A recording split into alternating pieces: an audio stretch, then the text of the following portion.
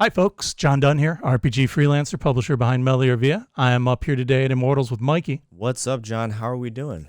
I'm doing great. How about you? I'm doing pretty good. I was wondering why there's yellow behind you. Well, it's yellow because we are heading into a cautionary tale about a dystopian future. Oh, wow. So no fun. Well, I mean, what's not fun about dystopian futures? That is I mean, we're kind of living in one, right? You're kind of not wrong about that.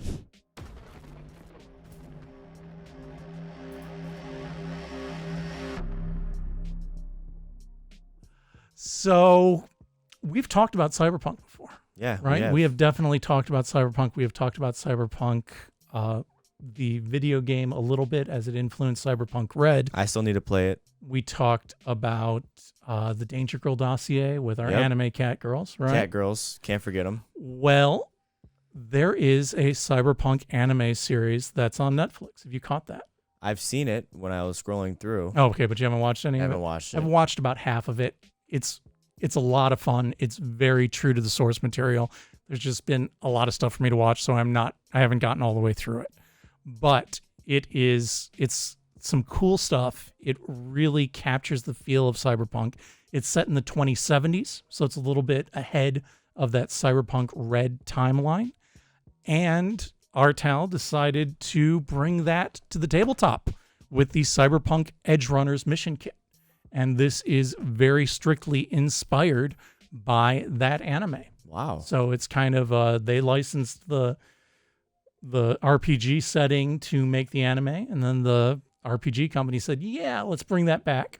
And let's see if what we can do with that. And sadly, 2070 is not too far away. No, it's not. Mike Pondsmith, James Hutt, and Jay Gray are all credited as the primary folks who worked on this. All of them did work on both Cyberpunk Red and the Danger Girl dossier that we talked about previously.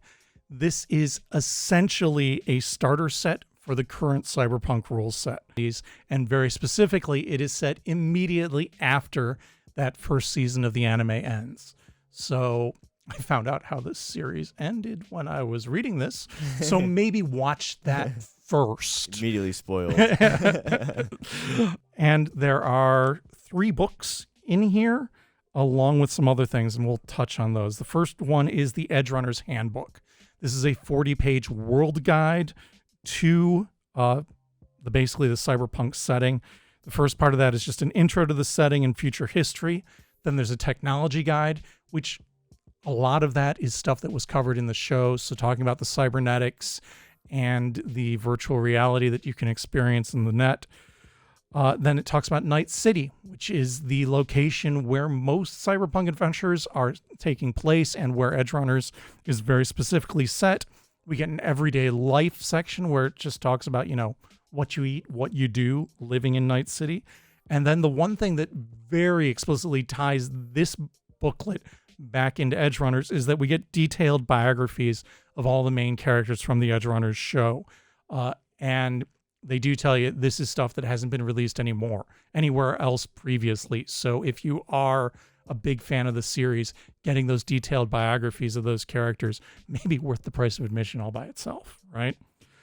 Then we kind of get another booklet, which is the rules. And this is kind of a slimmed down rules booklet as particularly compared to the rather beefy Cyberpunk Red book that we talked about previously. Yeah. And can you toss up a link to that review that we talked about, just card. So folks that are interested in that can make sure they have access Should be up to there it somewhere. Little card. There's 3 chapters here in the rules. First one, chapter 1, is stats, skills, and then we get into skill resolution and combat. This is the meat of the game mechanics, how the Cyberpunk rule system works. Like I said, we talked about that previously. And then chapter 2 is the life path section. This is the way you can quickly generate a backstory for your characters. The nice thing about this, and I'm going to come back to it, is that we don't really get full character creation rules because this box set comes with pre-generated characters, but those pre-generated characters don't all have to be the same. So you can use that life path system to give your pre-generated character a cool backstory. And if you play the adventure multiple times, each time you go through that life path system, that backstory could be very different. And then chapter 3 is 2070s, tying that into Cyberpunk Red. So basically rules and gear that weren't really present in 2045 and how you might want to use this in conjunction with Cyberpunk Red. So if you want to run an Edgerunners game where you did go through character creation and have an expanded campaign beyond the scope of what's included in this box set, that material is really useful together with that for doing that. I did say they're pre-generated characters. There are 7 of them. Each of these have names and artwork, and the artwork is created by the folks who did the anime, so it's very in keeping with that. We've got a solo, which is basically your mercenary type, your hard street tough, named Hardpoint. We've got a nomad who's, traveler, kind of self-sufficient character named Wrench. A fixer, who's kind of your social guru, named Connect. A netrunner, your hacker type, named Blue Screen. A medtech, basically what it sounds like, really, an EMT type, named Insurance. A rocker, so a musical performer, named Thorn. And tech, a tech named Maven, and the tech is, a technician. Repairs stuff, hacks stuff. After we get through those 7 characters, and each of them have a nice fold out, so you've got a solid range of information about everything they can do and what equipment they're starting out with. Then there's an intro adventure called The Jacket.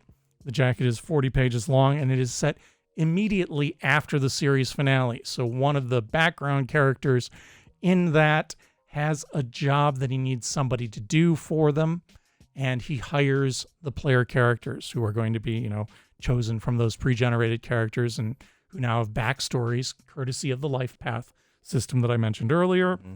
And they're going to go through this adventure called The Jacket and basically learn how to play Cyberpunk. There's a couple of pages of a how to GM section, but the gist of it is this is a recovery op, and at the very back cover of the book, there is a really cool flow chart that shows how all the different scenes of the adventure flow one to the other. So I'd recommend that the game master read the book thoroughly, but have that flow chart at hand, because based on what the player characters do at various points, you're going to be able to go from this scene to this scene to this scene and back to this scene, and just kind of travel through that in a very natural way. I do think this booklet is very well set up to walk the GM through the process of running an adventure. So even if you're a first-time game master, it's well set up for you to introduce both the rules and the setting and, the adventure itself to the players as they're going through things. In addition to that, we get some maps. There's 6 combat maps that are tied very explicitly into the adventure, but they're kind of settings that I could easily see using in just about any kind of cyberpunk adventure. So like a junkyard. Yeah, those happen a lot. A parking lot, a street intersection. These are all things that they're part of cyberpunk. They're urban landscapes, right? Yeah. And then you do get a blank page, and you do get a nice full color map of Night City, kind of an overview for knowing where those different districts within the city are. You do get some standees with bases and a sheet of punch-out counters that'll also be really useful for tracking various player conditions that they might acquire over the course of the adventure or in combat. And then you get some dice, and the dice are kind of cool. A couple of D10s, 4 D6s, and for the highest value, so the 10 on the D10 and the 6 on the D6, instead of having the number, you get the Edgerunner logos. So the one right here on the back of Dave's jacket is emblazoned on those dice. This is from our Talsorian Games. It's a solid box set. We've got these on the shelf here at Immortals. This just came out very end of June, start of July, so it's a pretty recent release. We sold out of it initially, so this is our second shipment that we finally had some copies for us to talk about. $35, which I think that's a heck of a bargain for everything you get. If you just want to introduce players either to role-playing games or to Cyberpunk for the first time, or folks who really dug the anime or the video game and now want to try it out on tabletop, this is the perfect intro to doing that. Yeah, that's an absolute steal. Well said, John. Come check it out for yourself or check the link below and buy it. Till next time, folks. Good gaming.